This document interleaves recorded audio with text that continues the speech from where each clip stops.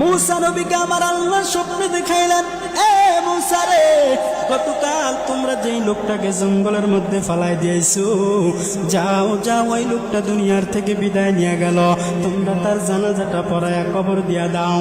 মূসা নবী হতভম্ব হয়ে গেলেন। এই লোকটার অপরাধের কারণে তাকে আমরা এলাকা থেকে তাড়ায় দিলাম, তার ভুলের কারণে, অন্যায়ের কারণে আমাদের এলাকার বদনাম হয়, এজন্য আমরা তাকে এলাকা থেকে দূরে সরাই দিলাম। কিন্তু এই লোকটার ব্যাপারে আমার আল্লাহ তাআলা নোটিশ দিয়েছেন, সে মারা গেল, তাকে নাকি জানাজা পড়াইতাম, ব্যাপারটা কেমন জানি বুঝতে পারি নাই। আল্লাহর কাছে মূসা নবী বললেন, মালিক, আপনি এমন কি বান্দার উপরে দয়া করেছেন, বা বান্দা এমন কি কাজ করেছে যার কারণে বান্দার জানাজা।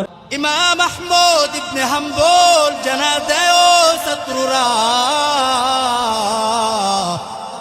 আমি হলাম হাদিসের আলেম, আর বিশরে হাফি হলো খোদার বড় আলেম। আল্লাহ তাআলার প্রিয় মাহবুব বান্দা, ছাত্রদের মধ্যে কিছু ছাত্র আছে বলে যে আল্লাহর যেহেতু আলেম,